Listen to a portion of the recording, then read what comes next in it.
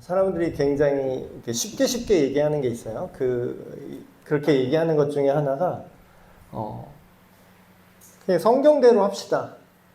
말씀대로 합시다. 이런 얘기는 굉장히 흔하게, 특히 이제 믿는 사람들, 교회 안에서 굉장히 흔하게 하는 말인데, 문제는요, 성경이 어디 안 도망가고 그 자리 그대로 있는데도 성경 읽은 사람이 많으면 그 사람마다 다 의견이 다 달라요.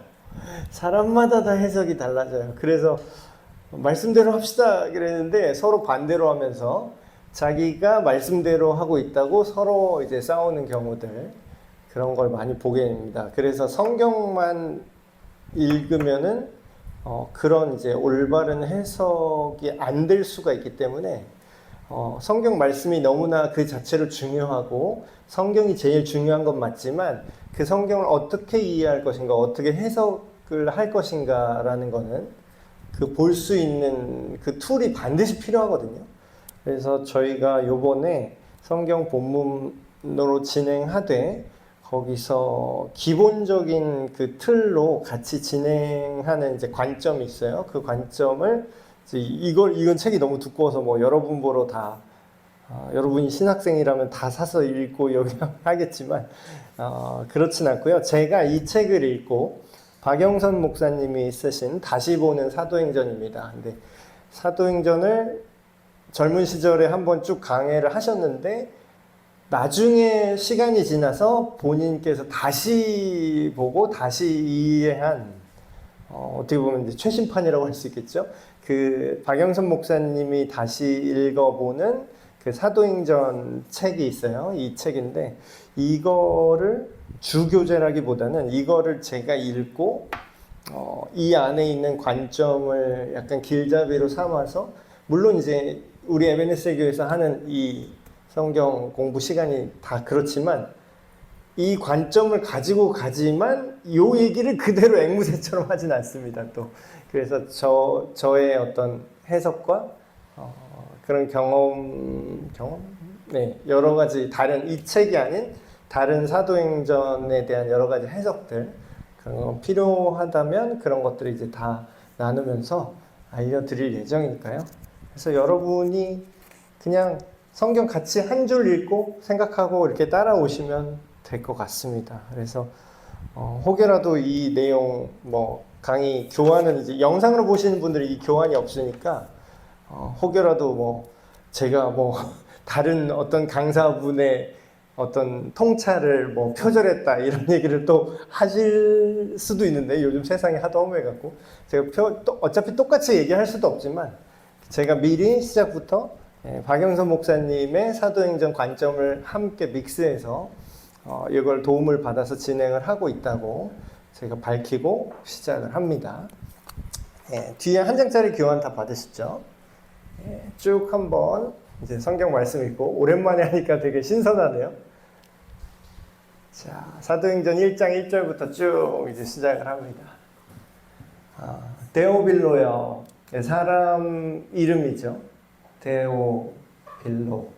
필레오, 데오스는 이제 하나님이고 필레오는 사랑하는 자. 그래서 데오빌로라는 이름이지만 하나님을 사랑하는 자라는 별명, 칭호, 이렇게 이해되는 어떤 특정한 인물입니다. 근데 이 데오빌로라는 사람한테 편지를 쓰는 그 내용으로 시작을 해요. 그러니까 결국에는 우리가 사도행전을 읽을 때 이 책이 무슨 선교에 대한 이야기다, 아니면 교회에 대한 이야기다, 아니면 사도 바울의 이야기다, 이렇게 생각을 하실 수가 있는데 그렇게 관점에 따라 그것도 다 맞지만 일단 기본적으로 이 사도행전이라는 책 자체가 데오빌로라는 사람한테 편지를 보내는 내용 안에 그 내용이 담겨 있는 겁니다. 그래서 성경을 좀 꼼꼼히 보신 분들은 이게 성경이 세트가 있어요. 예를 들면 데오빌로요, 내가 먼저 쓴 글에 이렇게 시작을 하는데 먼저 썼던 다른 글이 있다라는 거죠. 근데 그 글이 뭐냐면 누가복음입니다.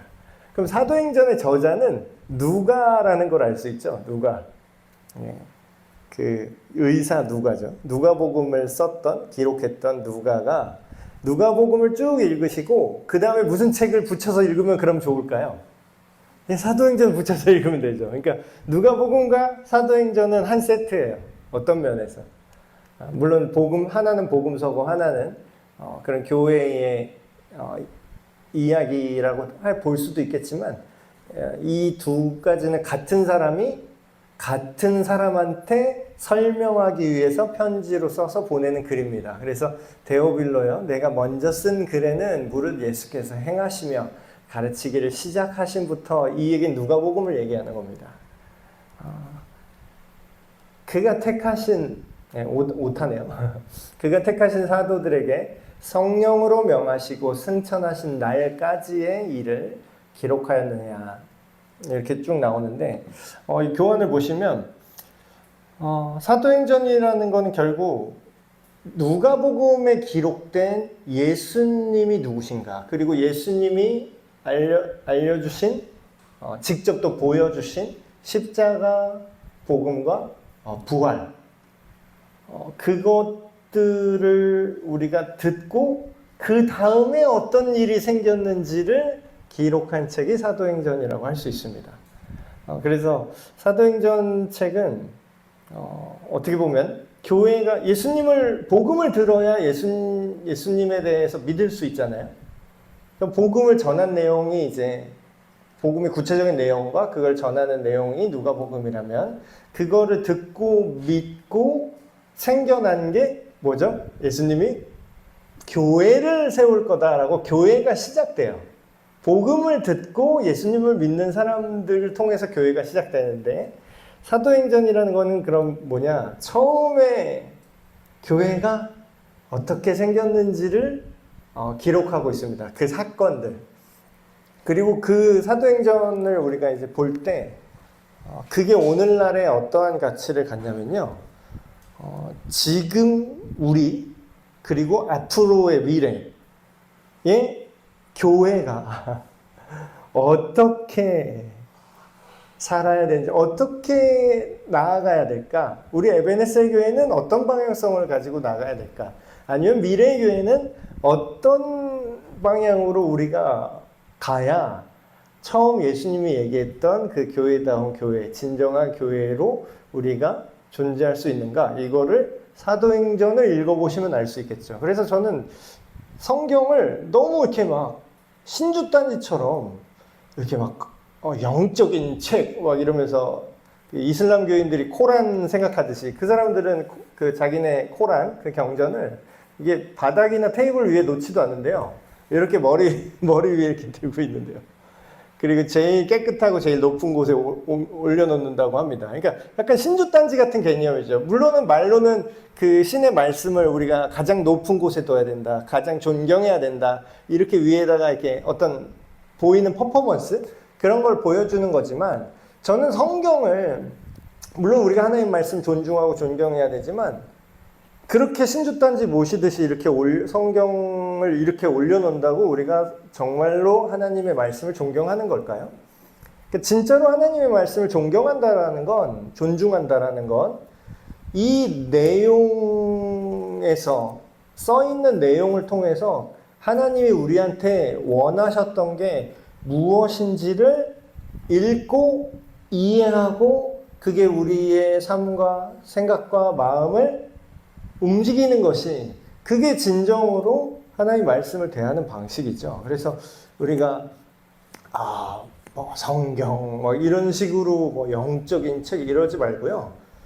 그냥 이 사도행전 한 권을 읽더라도 이걸 통해서 하나님이 오늘 우리 교회, 그리고 우리 특정 지역 교회만 얘기하는 것뿐만 아니라 예수님을 믿는 사람들의 공동체로서의 그 교회가 우리가 어떻게 방향을 잡아야 되는가, 그거를 알게 하는 게 사도행전의 목적이라는 거예요. 그럼 그 사도행전을 그런 관점으로 우리가 읽고 나아가야 올바른 성경 읽기라고, 그리고 사도행전을 하나님의 말씀인 성경으로 올바르게 대우하는 거겠죠. 네. 그래서 교환을 보시면 누가복음이 일종의 시즌 1이었다면 지금 사도행전이 시즌 2입니다. 이어지는 내용이라는 거죠. 그래서 데오빌로라는 사람한테 누가가 복음이란 게 뭔지, 예수님에 대한 이야기를 아십니까? 제가 알려드릴게요 하고 쭉 나열한 게 누가복음이라면, 그 다음에 어떤 일이 일어났는지를 또 같은 데오빌로라는 사람한테 이제 보내는 형식을 갖고 있습니다. 근데 이제 이 사람은 로마의 좀 높은 관료라고 이해를 해요. 굉장히 좀 높은 사람이죠. 왜냐면 호칭을 막 각하 뭐 이렇게 써요. 데오빌로 각하에게. 누가복음에도 아마 그렇게 나올 겁니다. 그래서 이 형식 자체가 이 사도행전을 기록한 형식 자체가 어떻게 보면요, 그 자체 형식부터 복음을 전하는 형식이에요. 왜냐하면 이게 액자식 구성이라고 하죠. 이렇게 이 얘기가 있는데 그 얘기 안에 또 다른 이야기가 들어있는데 그게 다 일관성이 있는 거죠. 그래서 복음을 전한 사도들의 이야기를 하려고 하는데 그 담겨있는 형식조차 뭐예요? 데오빌로라는 로마의 어떤 높은 관료한테 이 복음을 전한 사람들의 일대기, 그런 이야기들을 전달하는 형식으로 글을 쓰고 있어요. 그래서 그런 설명하기 위해 기록된 문서. 예수님에 대해서 얘기를 하죠. 그가 고난받으신 후에 또한 그들에게 확실한 많은 증거로 친히 살아계심을 나타내사 40일 동안 그들에게 보이시며 하나님 나라의 일을 말씀하시니라. 그러니까 우리가 성경을 읽을 때도, 전에 복음서 할 때도 마찬가지지만 지금 이게 무슨 종교 경전으로만 알고 있는 사람들이 많아요. 근데 우리뿐만 아니라 우리 주변의 다른 사람들, 종교 경전이라고 하면은 그게 사실을 기록했다는 느낌이 들까요? 잘 안 들죠. 자기네의 어떤 종교적인 교리, 뭐 그냥 무슨 영적 사상 이런 걸 얘기하는 것 같잖아요, 느낌이. 근데 그게 아니라 뭐예요? 실제로 일어난 일을 내가 아는 지인한테 편지로 쓴다는 거예요. 내가 전에 쓴 편지에 너 읽어봤지 않냐? 그때 예수님께서 이렇게 십자가에서 죽으신 얘기 네가 사실로 사람들이 겪지 않았냐? 그리고 실제로 그분이 부활해서 나타나셔서 40일 동안 제자들 앞에 생눈으로 볼 수 있게 나타나신 거, 그 일이 있지 않았냐? 그거를 지금 편지로 쓰고 있는 거예요. 그러니까 이 기록 자체도 증언이에요. 이미 있었던 그 일을 당신 알고 있지 않냐? 이런 일이 있었어요. 라고 편지를 쓰는 거죠. 근데 예수님이 이제 부활하시고 제자들을 이제 찾아가셨는데, 여기도 의미심장한 말이 나오죠. 예수님이 부활하셔서 하신 일이 하나님 나라의 일을 말씀하셨대요. 하나님 나라의 일. 굉장히 중요한 거겠죠. 정확하게 우리가 이제 이거를 이해를 못하는 것들이 거의 대부분인데, 하나님 나라의 일이란 게 뭘까요? 예수님이 무슨 말을 하셨을까요? 제자들한테. 어떤 계룡산에 들어가서 무슨 영적인 돌을 깨우치면 뭐 조상이 너의 삶에 복을 줄 거고 이런 얘기를 하신 걸까요? 그런 얘기는 당연히 아니겠죠. 그럼 예수님이 말씀하신 하나님 나라의 일이라는 건 결국 복음을 전해야 되고 그것이 어떤 일이 이루어지게 할 것이냐. 죄에서 사람들을 자유롭게 하고 이제 죄의 종이 아니라 하나님의 자녀로 사람들을 다시 변화시키고 전 인류를 살릴 수 있는 그 일을 말씀하셨다라는 거죠. 근데 호칭이 바뀝니다. 사도행전이 복음서랑 다른 점이 그런 거예요. 누가복음에는 제자들이라고 나와요.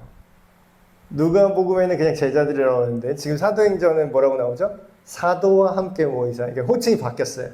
벌써 제자와 사도를 혼용해서 쓰기 시작합니다. 그 얘기는 뭐냐면 이제 보냄을 받은 존재. 사도라는 게 이제 보냄받은 존재다. 그렇게 표현을 하거든요. 사도와 함께 모이셨어요. 예수님이. 그리고 그들에게 분부하여 이르시되 예루살렘을 떠나지 말고 내게서 들은 바. 이것도 굉장히 중요합니다. 예수님한테 뭔 얘기를 들었을까요? 이 제자들은. 근데 이제 제자로 시작을 했지만 이제는 사도로 바뀌는 과정에서 다시 한번 확인을 하고 계세요. 나에게 너희가 들은 게 있잖니? 너희가 들은 게 있을 거야. 그거를, 그리고 하나님 아버지께서 약속하신 것을 너희가 기다려라. 근데 예수님은 그 전부터 항상 얘기를 하셨어요. 근데 우리도 되게 비슷한 것 같아요. 하나님은 우리한테 하고 싶은 얘기를 사실 이미 다 하셨습니다. 근데 이제 저도 그렇고 이제 신앙생활 하시다 보면 어떤 생각이 들죠? 하나님, 나에게 말씀해 주십시오. 지금 이런 문제가 있는데 어떻게 해야 될 거예요? 하나님 좀 알려주세요. 얘기해 주세요. 이런 것도 굉장히 많죠. 근데 이제 내 어떤 대소사, 내 어떤 일, 개인적인 어떤 일에 뭐 짬뽕을 먹을까요? 짜장을 먹을까요? 뭐 대학을 여기를 갈까요? 저기 갈까요? 그거에 하나님이 일일이 대답하시는 게 아니라 하나님이 실제로 우리한테 하고 싶은 내용은 이미 다 성경에 써 있습니다. 근데 문제는 뭐예요? 우리가 관심이 없죠. 우리가 안 읽어요. 그 제자들도 마찬가지로 예수님이 이미 성령께서 너에게 오실 것이다. 내가 가야 성령께서 오신다. 보혜사 성령께서 하실 일들에 대해서 요한복음에도 이미 다 제자들한테 얘기를 해 놓으셨는데 이제 제자들 생각은 좀 달라요. 저희랑 되게 비슷하죠. 뭔가 실질적인 걸 원해요. 뭔가 이제 부활하셨으니까 이제 이 세상을 제패하실 것만 같은 거죠. 이분이 죽지도 않는 분인데 이제 뭐 세계의 왕은 될 수 있지 않나? 이런 생각을 하고 있는 거죠. 근데 예수님은 전에 내가 얘기했잖아, 너희한테. 그 얘기대로 아버지께서 약속하신 거, 이게 성령님을 말하는 거죠. 요한은 물로 세례를 베풀었으나 너희는 몇 날이 못되어 성령으로 세례를 받으리라 하셨느니라. 그러니까 전에 했던 얘기를 계속 반복하세요. 그러니까 오늘날도 마찬가지입니다. 계속 반복해요. 성경은 계속 그대로 있어요. 어디 안 도망가요. 하나님의 말씀은 어디 안 도망가는데 그럼 누가 도망가냐? 하나님이 우리를 피하지 않아요. 우리가 하나님을 피하는 거죠. 그들이 모였을 때 예수님한테 이제 여쭤봅니다. 주께서 이스라엘 나라를 회복하심이 이때니까. 이게 무슨 뜻이냐면 이런 거예요. 제자들은 이때도 아직 예수님이 생각하는 방향과 그걸 이해하지 못하고 있어요. 어떤 느낌이냐면 아까도 살짝 얘기했지만 예수님이 사실 로마 정권의 손에 죽었잖아요. 그리고 같은 유대인이지만 옛날 다윗 왕국처럼 이렇게 외세를 몰아내고 이방인들을 몰아내고 그 유대인들의 나라를 세운 게 아니라 그 당시 대제사장들이랑 이런 사람들도 뭐예요?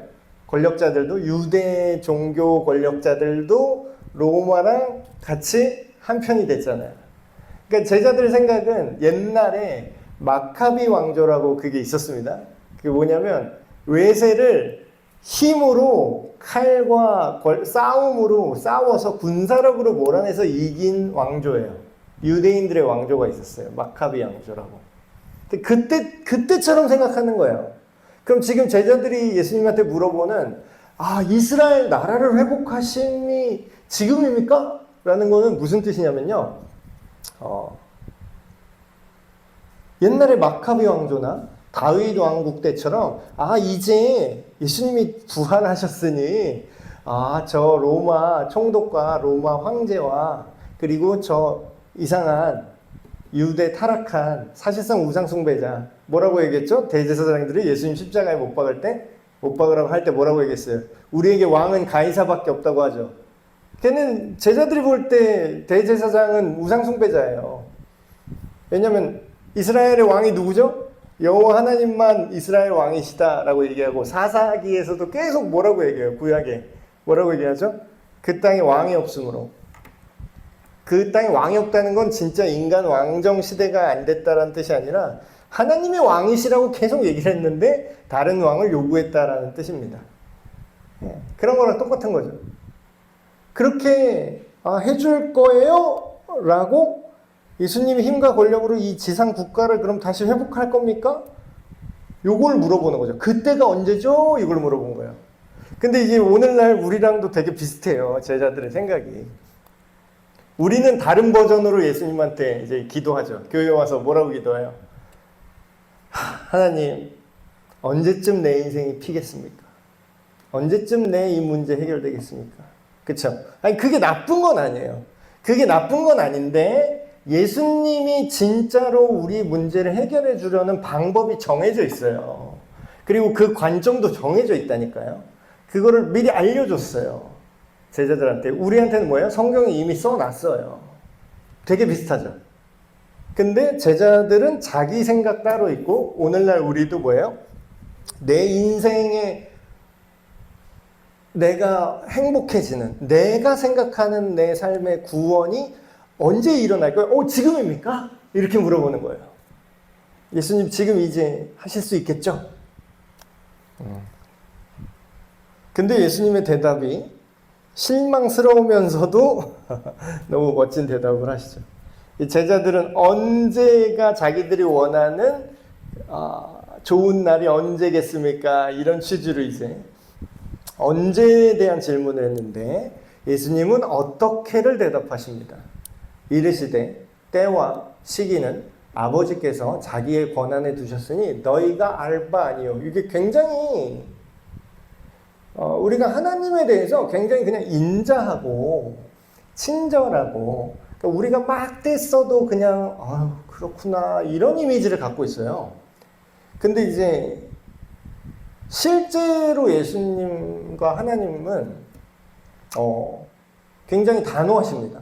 그러니까 성경을 똑바로 읽어보시면 내가 생각하는 하나님, 내가 생각하는 예수님의 그림이 굉장히 많이 깨져요. 성경을 제대로 읽으시면. 그런 장면 중에 하나죠. 뭐라고 제자들이 원하는 걸 얘기했죠. 지금입니까? 오늘날 우리도 내 인생이 좋아질 때가 언제쯤입니까? 했더니 예수님이 이렇게 대답하는 거나 마찬가지예요. 네 인생이 풀리든 말든 그거는 언제든 뭐든 하나님 아버지께서 자기가 알아서 하실 거고 니들은 알 바 아니야.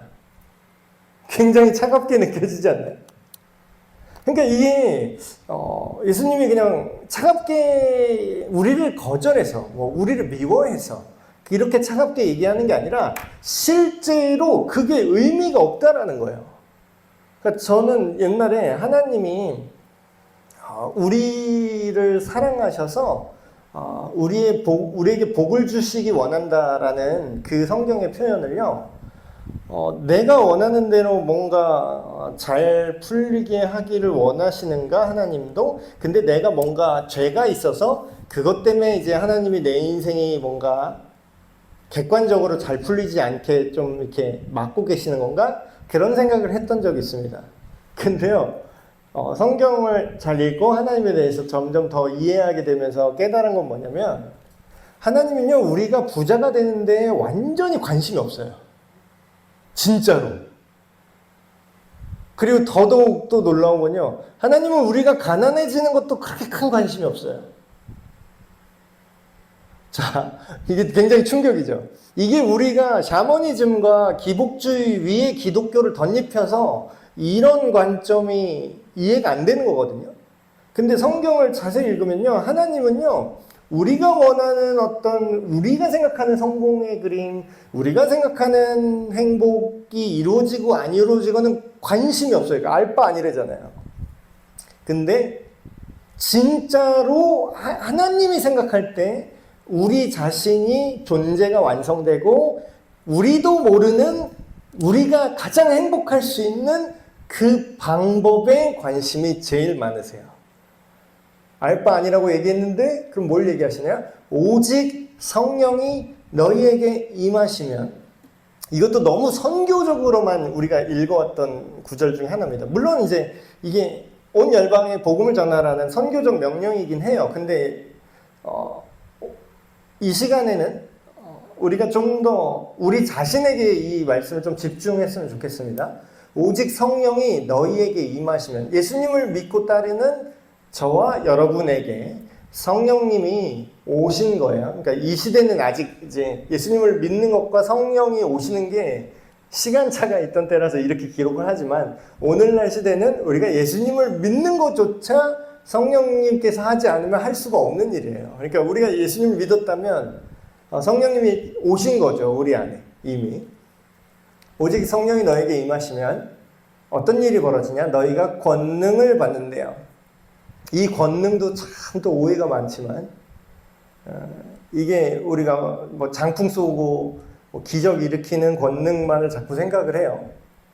근데 그 권능이 무엇을 위한 권능인지를 말씀은 정확히 얘기하고 있어요. 우리는 무엇을 하는 거에 집중을 안 하고요, 권능 자체에 집중을 합니다.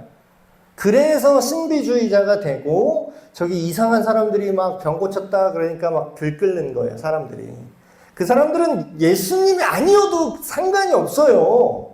그 사람이 말로는 예수 하면서 막 병 고친다, 뭐 자기 쫓아오세요, 뭐 헌금 내세요 이러면서 막 몇만 명씩 이렇게 몰고 다니잖아요.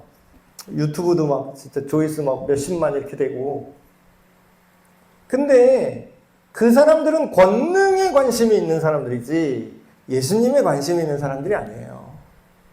근데 여기서 말하는 권능은 뭐죠? 권능을 받으면, 그러니까 받고라는 게 and, 권능도 받고 이런 일도 해도 돼, 이렇게 우리가 이해를 하거든요, 이 구절을 읽을 때. 근데 그게 아니라 권능을 받으면이라고 읽으면 더 정확하게 됩니다.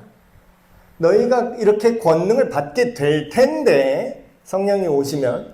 근데 그 권능으로 뭘 하게 되냐면, 예루살렘과 온 유대와 사마리아와 땅 끝까지 이르러서, 결국은 뭐를 위한 권능이라는 거예요?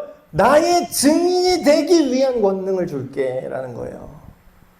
네가 부자 되기 위한 권능 말고, 네 사업 잘 되기 위한 권능 말고, 네 명성에 위한 권능 말고, 내 증인이 될 수 있는 권능을 준다 이거예요.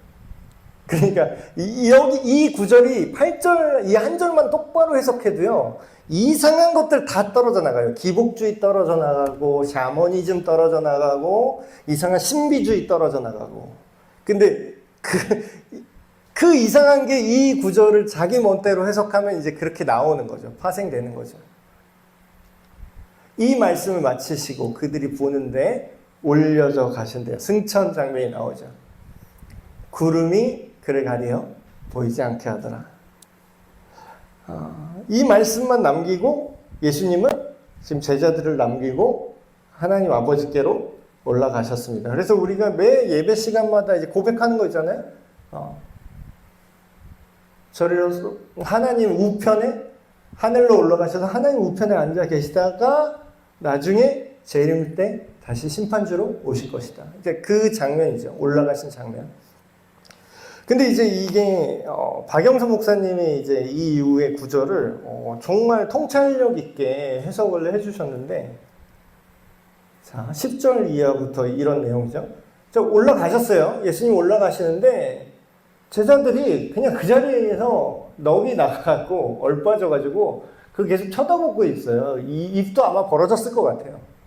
너무 놀라운 광경이니까 입 벌리고 쳐다보는 거예요. 예수님 올라가신 거. 하염없이 이렇게 보고 있어요. 제자들이 자세히 하늘을 쳐다보고 있는데 흰옷 입은 두 사람이 그들 곁에 서서, 천사죠, 이르되 갈릴리 사람들아 어찌하여 서서 하늘을 쳐다보느냐.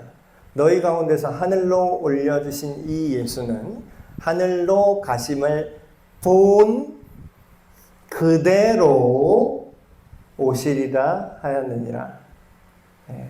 본 그대로. 여기서 또 2단 다 떨어져 나가죠. 하늘에서 보이지 않게 영적 재림을 하셔서 이딴 거 어디, 그런 상상력이 어디 있어요. 여기 써 있잖아요. 본 그대로 다시 오실 것이라고. 어떤 사람은 예수가 다시 환생했다. 어딜 환생한다는 말이 어디 있어. 어린아이로 왜 대한민국인으로 태어난지 몰라. 대한민국의 어린아이로 새로 예수가 태어났다. 그 예수가 재림 예수다. 그런 얘기가 어디 있어요. 본 그대로 오신다고 써 있는데. 그렇죠? 근데 이제 이게 박영선 목사님은 여기서 뭘 읽으셨냐면 저도 되게 공감을 했는데, 우리가 예수님을 믿긴 믿죠. 그렇죠? 제자들, 지금 이 예수님 쳐다보고 있는 제자들이 예수님을 안 믿는 사람입니까? 믿는 사람입니까? 일단 믿는 사람이에요. 이만큼 한 사람도 없긴 하죠. 3년 동안 예수님 계속, 마지막에 다 도망가긴 했지만 어쨌든 3년 동안 예수님 계속 쫓아다녔고 예수님의 말씀을 가장 가까이에서 가장 많이 들었던 사람들이에요. 근데 우리도 마찬가지로 우리가 예수님을 믿잖아요. 근데 우리가 이때 제자들이랑 굉장히 똑같은 점이 있는데, 그게 뭐냐면요. 우리가 예수님을 믿긴 믿는데 우리가 믿는 예수님의 의도와 뜻이 어떤 방식으로, 어떤 원리로 이루어지고 펼쳐나갈지를 우리가 충분히 이해하지 못하고 있는 경우가 많아요. 그 증거가 뭐냐면 그냥 멀뚱하게 있는 거예요. 예수님을 믿는데, 저한테도 하는 말입니다. 여러분을 혼내는 게 아니라 저 자신에게도 하는 말이에요. 예수님을 믿는데 뭐 할지 몰라요. 아니, 엉뚱한 다른 일을 하고 있거나, 그러니까 적어도 예수님이 하라고 한 일은 안 하고 있어. 그리고 뭘 할지 몰라 해. 그러고서 어떻게 하죠? 주님 힘들어요. 이러고 있는 사람들이 교회 안에 태반입니다. 굉장히 비슷하지 않습니까? 이 장면이랑. 안 믿는 건 아니야. 믿어. 근데 예수님이 자 이제 어떻게 해라 한 거를 모르고 얼빠지고 이러고 있어요. 자, 천사가 하는 말이 오늘날 우리에게 하는 말이죠. 너네 뭐 하냐?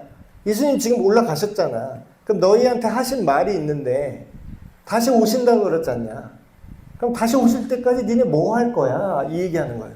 자, 해야지 이제. 예수님께서는 너희가 본 그대로 다시 오실 것을 이미 약속하셨고 오실 건데, 자, 그럼 뭘 얼빠지고 있어? 분부하신 일이나 해 가서, 그 얘기예요. 저와 여러분에게 오늘날에도 하는 메시지죠. 예수님이 뭐 하라 그랬지? 그러니까 우리는 항상 신앙이 꼬이고 막 믿음이 애매해지는 거는 다 이유가 있습니다. 내 마음대로 해서 그래요. 그러니까 신앙의 대상이 예수님이고 성경 말씀을 기록하신 그 성령님의 감동하심으로 우리가 알게 되는 건데, 항상 내 식대로 하려고 해요. 근데 가만히 보면요, 하나님이 이미 이렇게 하라고 다 해놨어요. 근데 우리가 그거를 듣지 않고 이해하지 않고 하면서 그러면서 주님 앞에 나오긴 나왔대. 그러면 어떤 결과가 펼쳐져요? 교회는 출석하는데 하늘로 올라가신 예수님이 어벙하게 이렇게 해가고 할 일 안 하고 있는 거예요. 정확히 말하면 어떤 일을 하는 게 목적은 아니지만 살아내야 될 거잖아요. 근데 이제 삶의 자리는 없는데 예수님 앞에 와서 그냥 있는 거예요. 여러분, 이게 지금 제자들이 하늘로 올라간 예수님 쳐다보고 가만히 있는 게 안 믿는 것도 아닌데 믿는 것도 아니에요. 진짜 믿으면 어떻게 해야 돼요?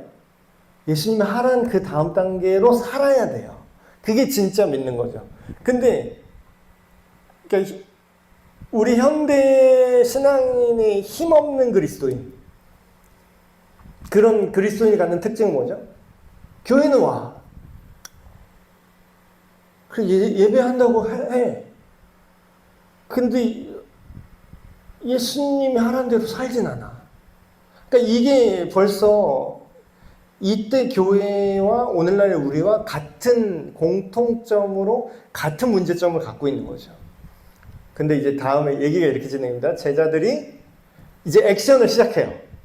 감람원이라는 산으로부터 예루살렘에 예루살렘에 가라고 했으니까 예수님이 예루살렘을 갑니다. 이 산은 예루살렘에서 가까워 안식일에 가기 알맞은 길이라. 들어가 그들이 유하는 다락방으로 올라가니 베드로, 요한, 야고보, 안드레아, 빌립, 도마와 바돌로메, 마테오 및 알페오의 아들 야고보, 셀로딘 시몬, 야고보의 아들 유다가 다 거기 있어. 이제 모여 있어요. 근데 뭘 하냐면 여자들과 예수의 어머니 마리아와 예수의 아우들과 더불어 뭘 하냐면 마음을 같이하여 오로지 기도에 힘쓰더라. 자, 이게 무슨 뜻이냐면 이 사람들은요 좀 특수한 사람들입니다. 왜냐하면 하나님을 눈으로 봤던 사람들이에요. 하나님의 말씀이 육신이 되어 이 땅 가운데 오셔서 하나님의 아들이신 하나님이신 예수님을 실제로 육신의 눈으로 본 사람들이에요. 눈으로 보고 손으로 만져본 제자들인데 예수님이 이제 부재 중이에요. 그러니까 너무나 확실하게 직접 턱턱턱 치고 예수님 이거 어떻게 할까요? 하면 예수님이 내 귀에 생귀로 들리게 얘기를 들었던 사람이죠. 근데 이런 사람들조차 어때요? 지금 이제 예수님이 안 계셔요. 물론 이제 안 계신다는 게 버렸다는 뜻은 아니지만 여전히 계시죠. 그렇지만 적어도 전에 자기들이 경험했던 눈으로 보고 귀로 직접 들었던 예수님은 없어요. 그럴 때 이들이 무슨 행동을 한 거죠? 기도를 했습니다. 그래서 이들이 기도하는 건 뭘까요? 그럼 뭘 기도를 했을까요? 이 사람들이. 지금, 예수님이 우리 생각과 다른데? 근데, 이 땅에 마카비 왕조를 다시 세워주세요. 그거 기도했을까요? 그래서 우리 현대 기독교 안에서 기도가 굉장히 많이 오염됐는데, 그게 지성이면 감천이라는 게 이게 들어왔어요. 그 무속이에요. 그거는 기도가 아니에요. 성경이 말하는 기도는 막 무슨 뭐 공로를 쌓아서 뭐 기도가 쌓인다. 그런 쌓인다는 표현도 성경에 없어요. 뭘 쌓아요? 뭐 마일리지도 아니고 기도가 마일리지가 아니에요. 그러니까 하나님 앞에 우리가 공을 들여야 돼. 열심을 내야 돼. 그거는 무속에서 온 거예요. 그건 무속신앙입니다. 근데 이제 성경이 말하는 기도는 뭐냐면요. 하나님의 약속과 하나님의 뜻이 도대체 뭘까요? 라고 묻는 겁니다. 그리고 그 와중에 기도가 쌓인다라는 게 어떤 분이 이렇게 질문하셨어요. 목사님 그러면 기도가 쌓이는 게 아니라면 그럼 뭐하러 많이 기도합니까? 뭐하러 오래 기도해요? 왜 기도를 성경은 강조합니까? 쌓이는 것도 아닌데. 자, 그게 무속처럼 쌓여서 효과를 발생시키는 게 기도가 아니라요. 기도를 오래 하고 많이 하면 좋은 점이 뭐가 좋냐면요. 많이 할수록 좋다는 건 아니고요. 그래도 많이 하면 좋은 게 있어요. 그게 뭐냐면요. 하나님이 나를 설득할 기회가 많아지는 겁니다. 그러니까 기도를 우리가 대화라고 하잖아요. 그럼 대화는 내가 마일리지 쌓아서 내가 너한테 오늘 이만큼 말 걸었다. 내가 너한테 말을 이렇게 50일 동안 하루도 빠짐없고 내가 너한테 말을 걸었으니까 너는 이제 내가 하는 말을 들어줘야 돼. 이런 건 대화가 아니잖아요. 근데 진짜 대화는 뭐예요? 많이 하면 많이 할수록 어떤 일이 벌어지죠? 그 사람의 생각과 내 생각이 교류가 되는 거죠. 많이 하면 많이 할수록. 근데 기도는 누구한테 말을 거는 거고 누구와 대화하는 겁니까? 하나님과 대화하는 거죠. 그럼 뭐예요? 하나님과 교류가 쌓이면 어떤 일이 벌어질까요? 마일리지가 능력이 아니라 그 하나님과 교류함으로써 내가 하나님한테 설득이 되고 전에 하나님이 이렇게 하라고 했던 게 성경 말씀에 기록이 있는데 그게 막 생각이 나고 성령님이 내 옆구리를 쿡쿡 찌르면서 그거 성경 너 그거 읽었잖아. 거기서 그 내용 생각나지? 하면서 나를 하나님에게 맞춰주는 게 기도의 효과입니다. 그래서 소원 성취용 기도가 아니라 예수님께서 주신 권세 안에서 기도하는 것. 그럼 결과가 어떻게 일어나요? 하나님의 뜻을 찾고 그 인도하심을 찾는 거예요. 이 제자들이 그랬던 것처럼. 전에는 예수님한테 직접 물어보면 직접 알려주고 그랬는데 이제 부재 중이니까 기도를 하는 거예요. 왜? 하나님의 뜻을 찾고 싶습니다. 이제 우리를 어떻게 인도하실지 우리가 그걸 기다립니다 하면서 기도했다라는 거죠. 모인 수가 약 120명이나 되더라. 그때 베드로가 그 형제들 가운데 일어서서 이르되 형제들아, 성령이 다윗의 입을 통하여 예수 잡는 자들을 길잡이가 된 유다를 가르쳐 미리 말씀하신 성경이 응하였느니 마땅하도다. 자, 지금 기도하다가 기도 응답이 왔어요. 근데 그 기도 응답이 하나님이 막 하늘에서 뭐 불을 내려주셨다 뭐 그런 게 아니라 이 사람들이 기도를 하다가 베드로가 깨달았어요. 아, 이제 우리는 뭘 해야 되는지 이제 알았다 라고 그 얘기를 시작하는 거죠. 기도를 열심히 했어요. 근데 기도를 많이 하니까 하나님께 설득이 됐어요. 예수님이 하신 말씀이 하나하나 기억이 나요. 아, 내 증인이 될 거라고 했는데 증인이 된다는 건 예수님이 그 얘기 하잖아요. 마태복음 28장에 가서 너희는 세상 모든 족속으로 제자를 삼아 세례를 주고 내가 너에게 분부한 모든 것을 가르쳐서 지키게 하라. 이게 예수님이 증인되라고 하신 명령이었죠. 그게 생각이 난 거예요. 기도하다가. 근데 지금 그럼 증인이 누가 증인이죠? 지금 제자들이 그거를 가까이서 봤으니 그거를 증언해야 돼요. 그러니까 사도가 되는 거죠. 근데 증언을 해야 되는데 생각이 든 게 지금 한 명이 모자라요. 원래 12명이었잖아요.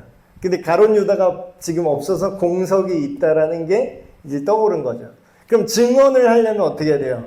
이 비어있는 증인을 하나 더 뽑아야겠다라는 행동으로 이 기도가 이어지고 있는 겁니다.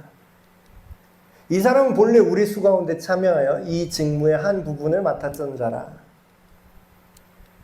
이 사람이 불의의 삭스로 밭을 사고 후에 몸이 곤두박질하여 배가 터져 창자가 다 흘러나온지라. 예. 아마 그렇죠. 자살해서 이 일이 예루살렘에 사는 모든 사람에게 알려져 그들의 말로는 그 밭을 아겔다마라 하니 이는 피밭이라는 뜻이라. 그러니까 이것까지 다 예언이 되어 있어요. 성경에 이런 배신자가 있을 거고 이런 일들이 있을 것까지 다 예언이 되어 있습니다. 시편에 기록하였을 때 그의 거처를 황폐하게 하시며 거기 거하는 자가 없게 하소서 하였고 또 일렀으되 그의 직분을 타인이 취하게 하소서 하였도다. 이거를 이 시편의 말씀을 가룟 유다한테 지금 베드로가 적용을 해서 이것이 성취되었다라고 얘기하는 거죠. 이러함으로 요한의 세례로부터 우리 가운데서 올려져 가신 날까지 주 예수께서 우리 가운데 출입하실 때에 항상 우리와 함께 다니던 사람 중에 하나를 세워 우리와 더불어 뭐를 한다고요?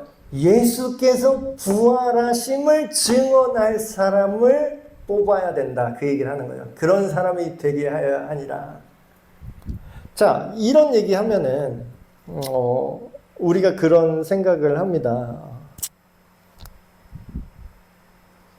오늘날의 기독교가 다 올바른가요? 다 올바라요? 저도 목사지만 어떤 목사님도 되게 뭐 총회장까지 하셨다는데 불륜하다 걸려가지고 불륜 현장에서 걸려가지고 창피하니까 베란다로 이제 알몸으로 베란다에 이렇게 매달려 계시다가 힘 빠져서 떨어져서 돌아가신 분이 있어요. 근데 뭐 그걸 뭐 다 까발려 보면 또 예수님 얼굴에 똥칠한다 이렇게 생각을 하셨는지 그렇게 안 하고 그냥 뭐 일련의 사건으로 돌아가셨다 이렇게 이제 했던 것 같아요. 근데 아는 사람은 다 알죠. 네. 그러니까 기독교가 다 쓰레기입니까? 성경이 다 쓰레기입니까? 예수님이 다 거짓말이에요? 가룟 유다가 배신했으니까 모든 사도는 다 쓸모 없습니까? 가룟 유다가 배신했으니까 예수님의 가르침은 실패한 겁니까? 그렇게 생각하는 사람 있어요? 성경을 제대로 읽은 사람은 그렇게 생각 안 하죠. 근데 왜 한국교회는 그렇게 생각합니까? 한국교회 타락한 사람 있어요. 저도 되게 싫어해요. 이거 다 나열하면 오늘 뭐 한도 끝도 없이 말할 수 있어요. 뭐. 담임 목사인데 뭐 성추행, 성폭행하다 걸렸어요. 근데 제재 받아서 징계를 받았는데 그만두고 나와서 딴 교회 새로 차렸어요. 그 교회에 또 가요, 사람들이. 그건 좀 이상해요. 여러분, 이런 일들을 보면 하나님한테 좀 궁금하지 않으세요? 나만 궁금한가? 하나님의 말씀이 거룩하고 그런 진리인데 왜 이렇게 기독교 안에 추문이 있습니까? 근데 여러분 지금 이게 내 가족인데 내 가족 내가 혼내는 건데 딴 건 더 말할 필요 없어요. 기독교가 이 정도면은 여러분 일반 쪽 그냥 세상 사람들은요 말도 못해요. 근데 사람들이 기독교 전문적으로 까는 언론이 있어요. 기독교만 전문으로 까는 언론들, 자칭 기독교 언론이라고 해요. 그러니까 저는 그런 걸 보면서 사람들이 점점 하나님 나라의 희망을 버리게 되고, 이게 복음? 기독교? 교회? 이게 다 무슨 소용인가? 이런 망연자실하게 사람들이 이렇게 흘러가는 걸 보게 됩니다. 현대사회에. 근데 지금 보자고요. 그거는 우리 느낌이고 그런 공격하는 다른 언론들일 수 있고 그럼 물론 그 죄악이 옳다라는 거 아니에요? 나쁜 일들이 일어납니다. 실제로. 가룟 유다가 예수님을 팔았잖아요. 새로운 사도를 뽑아서 원래 예수님의 하신 말씀을 증언하기 위해서 그걸 계승해야 됩니까? 사도들 다 사표 써야 되나요? 한국교회 타락하고 이렇게 했으니까 교회에 출석하지 말아야 됩니까? 올바른 교회를, 올바른 사역자를 세워 나가야 됩니까? 예, 성경은 분명히 얘기하고 있는 거죠. 그래서 지금 이 말씀을 보면은 우리가 오늘날에 기독교 역사에 다 좋은 일만 있지 않았다는 거예요. 교황제라는 게 생겼죠. 말도 안 되는 거, 전혀 성경적이지 않은 중세 교회가 그렇게 타락을 했죠. 그리고 또 뭐가 생겼어요? 십자군 원정. 솔직히 예루살렘을 탈환하기 위해서 하나님의 땅을 우리가 다시 되찾아오기 위해서 다 개소리였잖아요. 그냥 돈 벌려고 권력 때문에 한 거였잖아요. 그런 거 보면은 그 기독교가 추하니까. 근데 하나님께서는 왜 당신의 복음을, 당신의 사역을 깔끔하고 흠 하나 없고 문제 하나도 없이 이루어나가신 게 아니라 죄가 생기는 대로 그걸 도려내고 왜 새롭게 하셨냐라는 거예요. 그러니까 그거를 우리가 이해를 해야 된다는 거죠. 하나님의 크신 계획에는요, 우리의 절망과 심지어는 우리의 실패까지도 계산되어 있어요. 그게 없어야만 하나님 나라가 이루어지는 게 아니라 그게 있어도 그것 제거하고 계속해서 다른 사람 세워서 계속해서 해나가십니다. 그 어떤 교단 총회장이 불륜하다 걸려서 그렇게 사망했지만 그래도 그 교단의 멀쩡한 교회들은 존재하고요. 예수님의 말씀대로 살고자 하는 사역자들이 여전히 있는 거죠. 사도의 조건에 대해서 이렇게 얘기했죠. 어떤 사람이 사도의 조건이 되느냐. 예수님과 처음부터 함께했던 사람, 부활의 증인이 될 사람. 우리의 선택과요, 하나님의 뜻이 우리가 알지 못하는 방식으로 연결되어 있어요. 그러니까 우리 생각에 그런 거 있잖아요. 이 사람은 진짜 한국 교회를 일으킬 정말 큰 하나님의 사람이야. 그렇게 기대했던 사람이 있잖아요. 가룟 유다도 기대했어요, 처음에. 근데 어떻게 되죠? 이상하게 됐어요. 그래서 저는 그 사람이 쓴 책 다 버렸어요. 책은 또 잘 써, 서울대 나와가지고. 너무 특정되나요? 교리적으로 문제가 없어요. 그 사람이 로마서 강해 책 쓴 거 있거든요. 제가 쫙 읽어봤어요. 좋아요, 심지어. 그러니까 그렇게 성폭행하고 또 교회 새로 차려도 사람들이 가죠. 뭔가 능력이 있으니까 사람들이 가는 거 아니에요. 근데 문제는 그럼에도 불구하고 그렇게 추한 것들이 있음에도 불구하고 하나님이 우리가 알지 못하는 방식으로 하나님의 일은 언제나 전진하고 있다라는 거죠. 그들이 두 사람을 세우니 하나는 바사바라고도 하고 별명은 유스도라고 하는 요셉이요, 하나는 마띠아라. 그들이 기도하여 이르되 못 사람의 마음을 아시는 주여, 이 두 사람 중에 누가 주님께 택하신 바 되어 봉사와 및 사도의 직무를 대신할 자인지 보이시옵소서라고 유다는 이 직무를 버리고 제 곳으로 갔나이다 하고 이제 제비를 뽑는 거죠. 누가 뽑히죠? 제비를 뽑으니 마띠아가 뽑혔어요. 그래서 그가 11사도에 추가가 돼서 12번째 사도가 되는 겁니다. 오늘 말씀은 여기까지인데 이것도 우리가 좀 생각해 볼 게 있어요. 그 교회에서 아니면 믿는 사람들 가운데 이 말씀 가지고 그런 이제 미신같이 해석하는 분들이 좀 있거든요. 그 중에 하나가 뭐 교회 일을 결정하거나 교회에서 누구를 뽑을 때 이제 막 헷갈리고 막 이럴 때 있어요. 그러면 그때 이렇게 얘기해. 제비 뽑게 하자. 성경적으로다가 성경에 제비 뽑으라 그랬어. 하나님의 뜻이 결정될 거야. 룰렛 돌리자.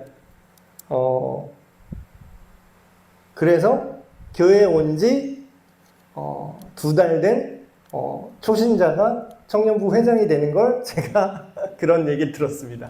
다른 교회들에서. 그래서 그 공동체가 잘 됐을까요? 어떨까요? 안 봐도 알겠죠? 여러분, 제비 뽑기 자체가 하나님의 뜻을 보장하는 수단이 아니에요. 지금 이 본문은 그런 뜻이 아니라요. 보세요. 이미 이 마띠아랑 다른 후보자 바사바라고 하는 이 유스도라는 사람 둘이 있었잖아요. 이 둘 다 아까 어떤 조건을 충족합니까? 다 예수님 초반의 사역 때부터 따라다니던 제자의 무리 중에 있었고 예수님이 죽으시고 부활하신 거를 자기가 직접 목격한 사람들이었어요. 둘 다. 그 얘기는 뭐예요? 제비 뽑기가 하나님의 뜻을 보장하는 게 아니라 제비를 뽑을 때도 어떻게 뽑았다는 거예요? 이미 사도로서 조건을 가진 사람 중에서 뽑았다라는 거예요. 그래서 이거는 교회에서 이제 조심하실 부분이 그냥 모르겠다, 몰라 하고 랜덤 뽑기 이렇게 하라는 게 하나님의 뜻인 게 아니라 이 하나님의 사람으로서 할 수 있는 사람들 안에서 제비를 뽑았을 때 그것이 하나님의 선택이었다고 믿음으로 우리가 올려드리는 거죠. 그래서 오늘 지금 사도행전서 1장을 쭉 한번 봤는데 이 시간 우리가 이 읽은 말씀을 기억하시면서 두 가지 정도 제목을 가지고 함께 기도하면 좋겠습니다. 첫 번째 기도 제목은 우리가 뭘 할지를 모르는 것 같아요. 뭘 할지를 모른다는 게 이제 이런 뜻이죠. 내 인생은 나대로 그냥 알아서 살고 요거를 하는데 그냥 신앙생활이라는 양념을 치는 정도로 우리가 사는 경우가 거의 대부분입니다. 그리스도인이라고 하지만 뭔가 하나님의 뜻대로 살아가지 못하는 사람들은 거의 이런 구조를 갖고 있어요. 근데 이제 이게 오늘 말씀에서는 어떻게 얘기하죠? 주님이 다시 오신다고 약속을 하셨고 그걸 기다리는 사람은 어떻게 해야 되냐면 내 인생 내가 먹고 살 길 내가 그거 신경 쓰고 내 인생이 메인이고 그냥 예수님 눈치만 볼게요 이게 아니라 예수님이 나한테 시킨 일이 메인이고 그 메인을 살아내다 보니까 내 인생이 펼쳐지는 거예요. 그게 그리스도인의 삶입니다. 다 전업 무슨 목사, 선교사 하라는 뜻이 아니에요. 근데 예수님의 말씀은 뭐죠? 복음을 누리고 복음의 증인으로 뭐 엄마로 살든 뭐 학생으로 살든 남편으로 살든 각자의 역할을 하는데 메인이 뭐라고요? 네, 복음의 증인, 예수님 안에서 살아가고 예수님을 증언하면서 살아가는 거. 막 진짜 예수천당 불신지옥 목 잡고 사람들 흔들라는 게 아니라 그 사실을 고백하고 사실을 증언하라는 거예요. 그거는 이 시대의 언어로, 무례하지 않은 언어로 그 삶을 살아가는 와중에 우리를 이끄신다는 거죠. 보라, 내가 세상 끝날까지 너희와 함께하리라. 언제요? 언제 함께 하신다 그랬죠? 가르쳐 지키게 하는 그 삶의 가운데 함께 하신다 그랬습니다. 주님의 오늘 제자들처럼 주님의 다시 오심을 기다리며 복음을 전하고 순종하는 우리가 되기를, 그리고 가룟 유다의 실패에서 우리가 또 배우지만 우리도 마찬가지죠. 우리도 때때로 타락해요. 때때로 진짜 하나님 앞에 극악무도한 범죄를 저지를 때가 있어요. 티는 안 나지만 여전히 실패합니다. 여전히 헛발질해요. 저와 여러분들 예수님 믿는다고 하지만. 근데 어때요? 실패했으니까 게임 접어야 되나요? 실패했으니까 하나님 나라에서 내 이름 파내요? 호적파요 하나님이? 그러지 않습니다. 실패하고 타락하고 무너지더라도 계속해서 뭐예요? 새로운 방법을 찾고, 타락하고 배신한 자가 나오면 새로운 사람을 뽑고, 타락해서 이단으로 가는 사람이 나오면 또 새로운 사람을 양육해서 계속 나아가는 거죠.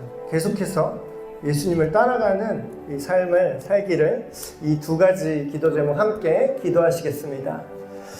하나님 아버지, 우리가 주님의 다시 오심을 기다리면서 제자들처럼 그저 얼빠지게 서 있는 것이 아니라 우리의 삶 속에서 일하라 하신, 그렇게 나아가라 하신 그 방향성을 향해서 우리가 살아내길 원합니다. 예수님께서 분부하신 삶의 방향보다는 이 땅에서 잘 먹고 잘 사는 것에만 나의 마음과 생각이 집중되어 있었음을 회개합니다.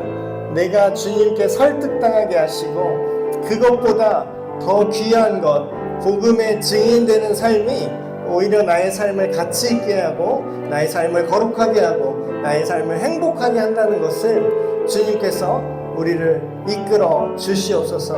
또한 기도할 제목으로는 우리가 때때로 넘어지고 우리 주변에 많은 사람이 실망을 줄 때가 있습니다. 우리가 굳건히 믿었던 하나님의 사람조차 타락하고 예수님을 배반하는 그런 사건들을 보게 됩니다. 그러나 하나님의 나라가 타락한 것이 아니라, 하나님의 나라가 실패한 것이 아니라, 하나님의 나라는 그럼에도 불구하고 계속해서 새로운 사람을 통하여서 주님의 말씀을 사랑하고 주님께 순종하는 사람들의 삶을 통해서 계속해서 전진해 나간다는 것을 우리로 알게 하여 주시옵소서. 바라고 원하기는 우리 자신을 일으켜 세워주셔서 계속해서 넘어지더라도 계속해서 다시 한번 일어나서 예수님을 따라 살아가는 우리가 되게 하여 주시옵소서. 하나님 아버지, 오늘 사도행전 1장부터 다시 시작을 했습니다. 우리 에베네셀 교회 한 사람 한 사람이 오늘 제자들처럼 예수님의 부재를 느낄지라도 그 안에서 예수님께서 우리에게 하라고 하신 것이 무엇인지 그것을 다시금 생각하게 하시고, 그리고 하나님 앞에 하나님의 뜻과 하나님께서 나에게 원하시는 방향성을 구하는 기도를 멈추지 않게 하여 주시옵소서. 그리하여서 넘어지더라도 주변에 많은 사람들이 타락하고 쓰러진다 할지라도 계속해서 새로운 사명을 가지고 새로운 사람과 함께 주님께 나아가는 우리가 되게 하여 주시옵소서. 우리 주 예수 그리스도의 이름으로 기도하옵나이다. 아멘.